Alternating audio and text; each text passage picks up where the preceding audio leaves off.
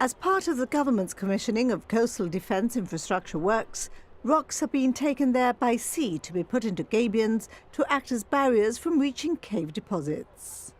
They will be, if all works well, offloaded onto an area that we pre-selected on the beach at Vanguard, and we pre-selected it for various reasons of protecting the intertidal life that is there. We don't want to cause any damage.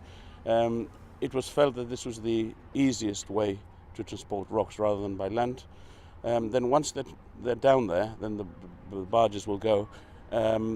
We have gabions, these like cages. Those will be placed in strategic positions pre-agreed already in front of Vanguard Cave, in front of the deposits, and they will be filled by these rocks to create that defence.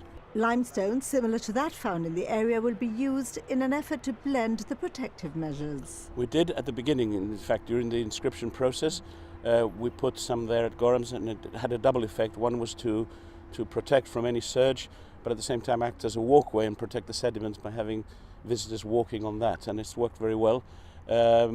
Really, it was in the plan to do it in Vanguard as well, and we felt that the opportunity was now, and it's best to be done rather than when it's too late. You say when it's too late. We're talking climate change and the rise in sea levels. Is it a bit premature, though?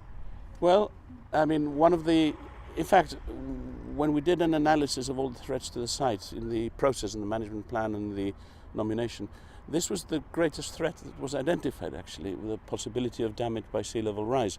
It was identified as medium term. So medium term could be in another 20 years. But the last 2 years, and we had a very, very bad storm 2 weeks ago. Luckily, it didn't cause any damage, but the sea went up, the surge went up quite a bit. And we had a similar problem last year. Again, no damage, but getting very close. So we felt that rather than leave it until it's actually that close, it's best to tackle the issue now. The waves, because of the way the configuration of the coastline, the waves don't break, even though you see some spectacular photographs of the sea at Europa Point. Over there, the waves don't break that close. However, the surge comes up, and in these last few storms, it has been coming up remarkably close. This higher stakes, the fact that it is now a World Heritage Site, do they actually tell you that this is something that you have to do?